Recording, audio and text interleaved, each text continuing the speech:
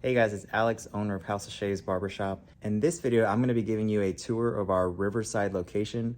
I'm going to show you some of the differences in how we built this one versus our Southside location. I'll show you where to park and a few cool things about this location that I really like. So the first thing I wanted to show you guys is the parking situation. This is probably the most confusing aspect of coming to visit us at our Southside location. But I'm in the garage right now next to which is attached to our building. And if you're going to be parking in the garage, which I strongly recommend you do that if you can, especially if you're coming during the week or when the building is full, then you want to pull in and park where you can come through the gate there and grab a ticket. And you can park anywhere that doesn't say reserved. So anywhere that's on this ramp here that says visitor parking, then you actually get free parking for up to 2 hours. And as long as you validate your parking. So we validate the parking for you if you park in the garage.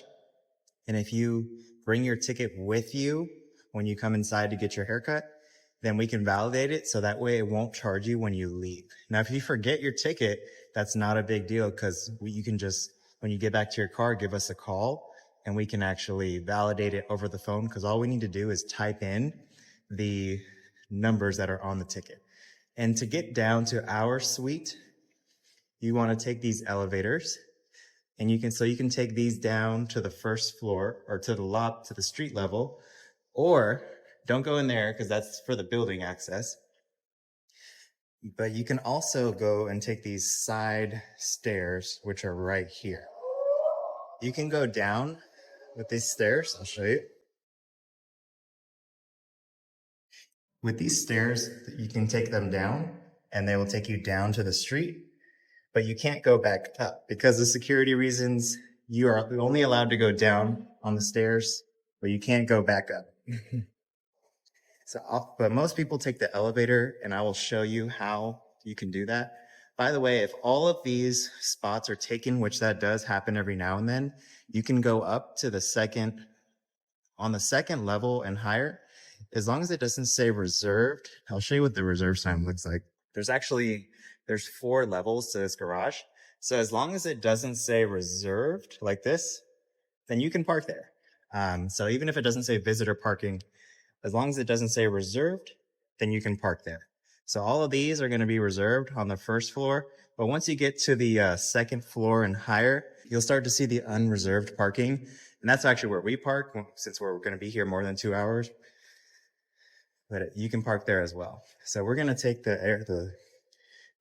elevator down to the lobby, and I'll show you guys where to find us if you use the rear entrance, which most people, when they park in the garage, this is the way they get to the shop. It's usually a little bit faster than parking anywhere else. So we're going to go down to the lobby. And you saw that there was 2 elevators. Both of them will take you down to the lobby. So once you get out of the elevators, you're going to make a right. You can see our logo right there. And you're just going to walk down this hall. There's some 15-minute parking right there, which I'll show you guys in a second.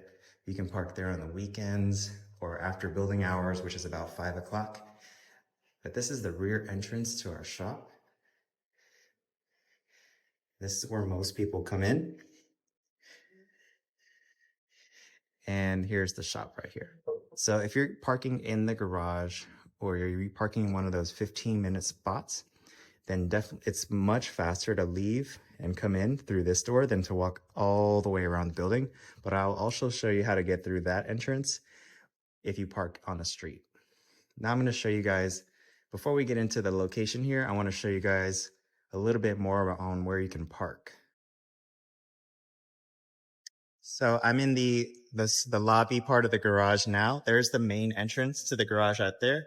That's Riverside Avenue that we're looking at right now. And then that cross street is Edison Avenue. So the main entrance to the garage is going to be Riverside and Edison through here. And then you would pull in here and circle around to get your car through the through the machine if you're going to be here for more than 2 hours. And this is some 15-minute parking right here, right in front of the lobby.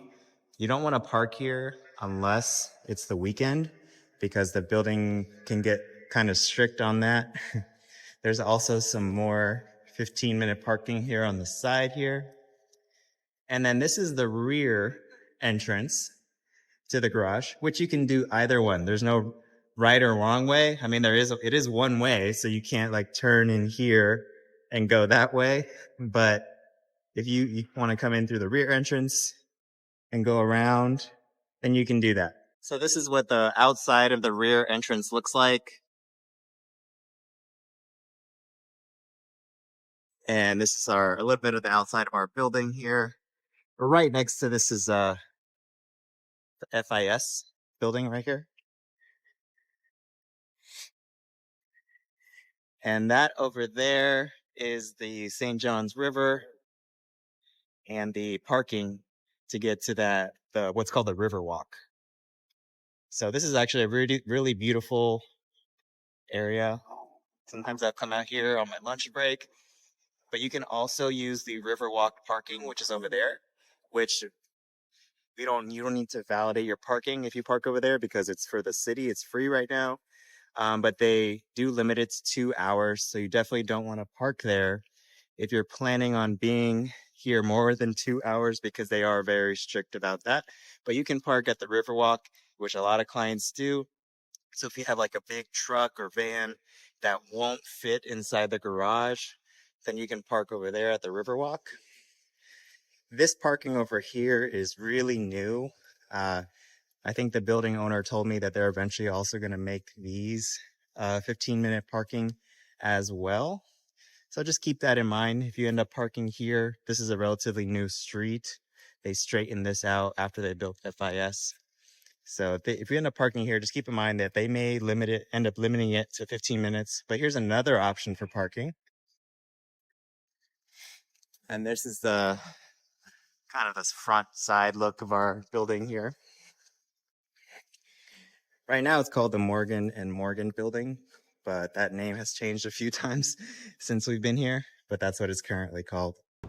All right, so I'm standing in the front of our shop now. This is the street view. This is Riverside Avenue right here. That's Edison. The main entrance to the garage is right here. So where you don't want to park is right over there. That's not our parking lot, so don't park there. Some people do that. You're probably not gonna get towed, but you know that's a small business over there. Rip Up Please. They have really good food, so go there and get something to eat. But definitely don't take up their parking because they don't have that much. And then the final option for parking would be right here on Edison Avenue. Some clients like to use this right along that street there. You can see that. Maybe I'll zoom in a little bit. Can't zoom in, but that's about 2 hour parking right there. You just park right on the street next to that building. So if you park over there or by the Riverwalk, you would walk either across the street like this or walk around the front of the building to get to our entrance there. If you want to take the long way, you can walk through the garage and go through these doors here. There's 3 sets of doors that lead into the building from the garage. On the weekends, the doors on the end are going to be locked, but this door right here, unless the building is closed for like a holiday or something, these doors are usually open. These center set of doors, these doors are usually open, and these are looks like these are the building hours. So basically, this is you don't want to park in the 15-minute parking if you plan on being here for more than 15 minutes if it's during these building hours. They still got the Everbank sticker on there. It's currently called the Morgan and Morgan building, but like I said, that's changed a few times and it probably will change again. And then there's the elevators. That's to get to the other parts of the building. This is to get to the higher levels. You don't want to go there because, unless you work there.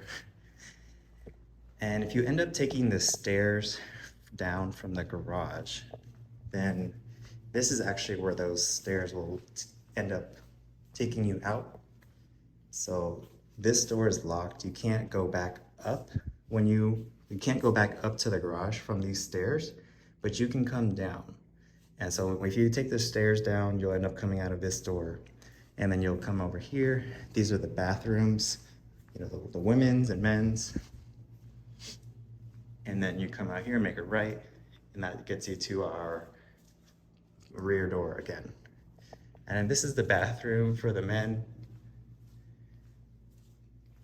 It has a code on the door, so you can't go in there unless you know the code.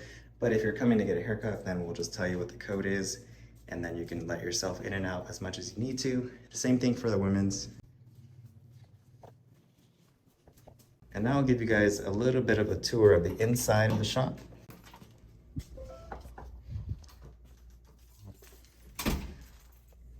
All right, so I'll talk a little bit about the Riverside location and some of the differences between here and our south side. As you can see, it looks way different, and that's for a reason. When we built Southside, I think there was a lot of things that we did right, but we also wanted to take some lessons and things that we think we could be better and apply it here at Riverside. And we definitely made some mistakes building out this one as well. But as you can see, the main differences here are the colors. So we don't have brick on the walls because the idea was we wanted to have lots of light. We wanted it to be bright because the south side location has brick on the walls and then a black ceiling. So that can absorb light, and it tends to make it like a little bit harder to see. Now, we learned after opening this location that there wasn't actually that much of a benefit to going to white versus the dark color, because either way you still need light. So we ended up making the same mistake, or I made the same mistake, thinking that if you have white walls you don't need as much light. That was definitely a mistake. So when we first opened here, all we had when it comes to light, was the sconces on the wall and then the pendant lights, and that's it. But we soon realized that wasn't enough, so we added these lights above the mirrors, which definitely helped out a lot. And then we also ended up adding these ring lights that are on this mount here, so that we can kind of customize the light a little bit more, because some barbers don't even use these lights above the mirrors because they are so bright. So they have the option to either use the light above the mirror like this, or they can use a ring light, or they can use both. So right now, just because we don't have every station occupied at the moment, we don't have a ring light at every station. But the second basically when we add a new barber, we add another ring light. So right now we have 5 ring lights and 8 stations. And once we have all 8 stations occupied, every station will have a ring light, so that we can have the best lighting for when we're cutting your hair. And here we only have 1 shampoo bowl. At Southside we have 2. And the idea with just having 1 is just because we learned at Southside that it's very rare that both shampoo bowls were being used at the same time, even though it's a very high volume shop. It's just not that common to have an issue where both shampoo bowls are being used at the same time. It does happen, but we realized, why go through the expense of having 2 when it's just so rare? So that's why we opted to just go with 1. And most of the time it's not a problem, but originally I wanted to have a shampoo bowl at every station, but when the contractor told me how much the plumbing would be, I decided, you know what, let's just go with 1. And then back here is just our laundry room. As you can see, laundry, storage area, we keep the capes and other things hanging up there. We do our laundry right there. And then we track some other stuff on that board there. Microwave, little table for barbers to take a break. But this is mainly a laundry / storage area. As you can see, all the barbers at this location use these cabinets as their station. One of the things I think we did right here was, if you notice, in between every two stations, there is a towel warmer and a product shelf. So at Southside, the barbers actually have to walk quite a bit to get to the towel warmer. There's only two total at that location, and they're kind of at the ends of each row. And the same thing with the product shelves. So we tried to learn from that. And at this location, in terms of efficiency, what we tried to do was we wanted to keep in mind that we wanted to set it up in a way to where the barbers really didn't have to leave their station for anything except to do the shampoo and to check the clients out. So when we were designing this location, we said we want to be able to do a towel warmer and the product shelf in between every two stations. And that was actually, I think, a really good idea. So we're definitely gonna keep that one. The cabinets were definitely not a good idea. I would not recommend doing cabinets because they are not built for the kind of the punishment that comes with constantly opening and closing the doors. At Southside, we have the toolboxes instead of these cabinets, and the toolboxes are way better in terms of durability, ease of use, customization, because basically we are stuck with these cabinets. Like, they are, until they start to break down, like we can't move them. So like Southside is very modular in that, you know, we can move things around, where Riverside, like, this is like the way it's gonna be forever unless we start doing some demolition, you know? So that was definitely a mistake. I think that if in the future, if we're designing another barbershop, we're definitely gonna go the more modular route to where we have the flexibility to move things around and not like build things into the building, because we can't take this with us. If we decide that things don't work out here and we need to move or shut it down, like, none of this stuff is coming with us at all. So cabinets, definitely don't recommend those. They're not very durable. They're extremely expensive instead of just doing toolboxes. I think they look nicer than toolboxes, in my opinion, but I don't think they look like, you know, $20,000 more nice, you know? And then one of the things that I love that we did here is the idea of having workspace. Not necessarily, this is quartz. This is the most expensive countertops that you can do. So, but the idea of having added workspace, all of this workspace that's available to the barbers, I think was a great idea. And we're definitely gonna keep that in mind going forward if we ever do any other locations. But I would definitely not do quartz again. I mean, again, looks very pretty. And the reason we went with quartz is because, like, granite and some of these other types of countertops, they require maintenance. Like, you know, granite can get, you have to reseal it. Where quartz, you never have to touch it again after you install it. So, but I would not do quartz again. I don't think it's worth the significant added cost that came with them. I would, maybe consider doing like a, butcher block, something where it's like much lighter, because this was one of the challenges that another one of the mistakes I made with designing this location is this location is a little bit more of a square shape as opposed to Southside, which is like skinnier and longer.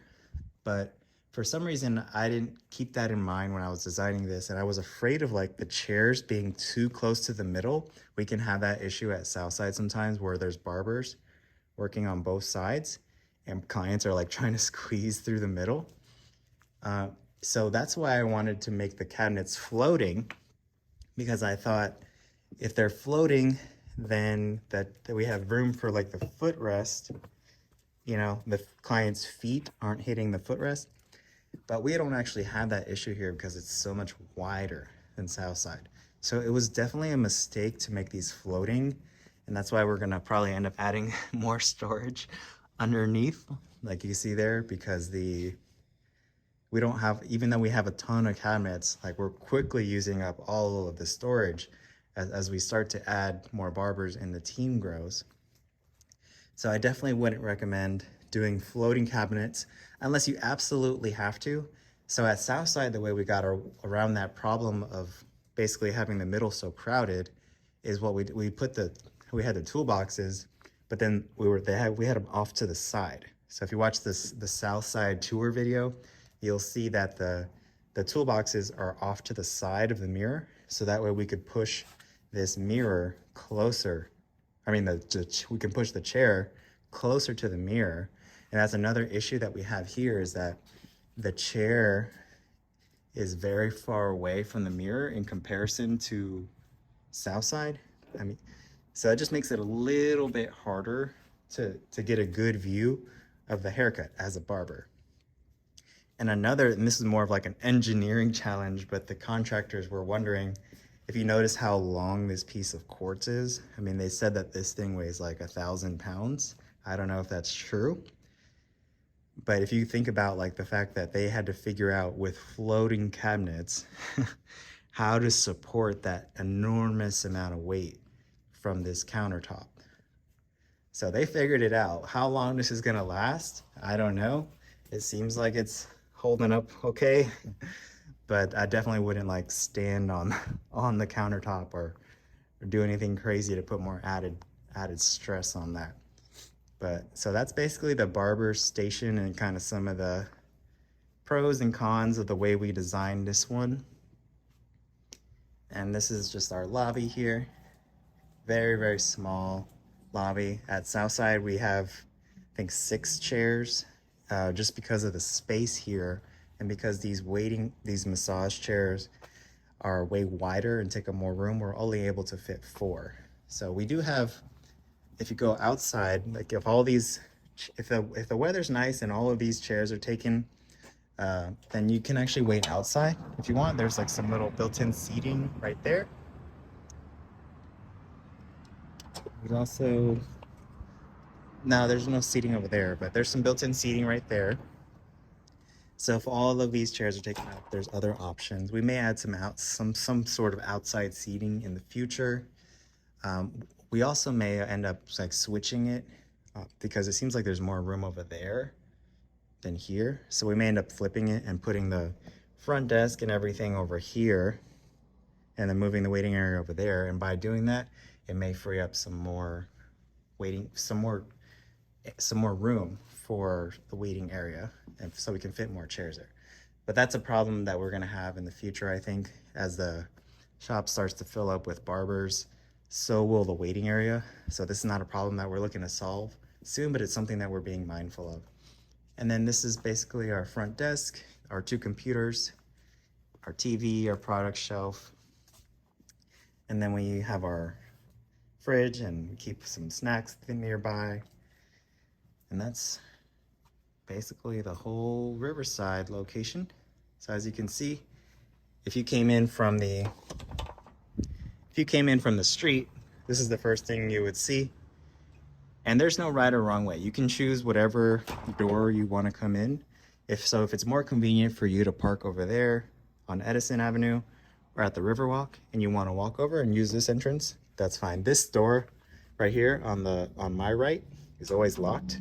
It'll open if you push it out, but if you pull it from that door, it's not gonna open. But this door, as long as we're open, this door should always be unlocked. But you can leave through either one. Most people use this door though. And we're not planning on doing much in terms of changing this location. We're definitely gonna add some more ring lights, like I mentioned, if we get more barbers. But that's pretty much it. I mean, probably the biggest lesson I've learned is that, clients just want a good haircut. They don't really care how fancy your location looks. I think that helps. But if we ever build any future locations, I'm gonna try to keep in mind all the lessons I learned with building this one, and probably spend like half and it'll look just as good and be way more functional. So hope you guys enjoyed this tour of our Riverside location. I'll see you in the next video.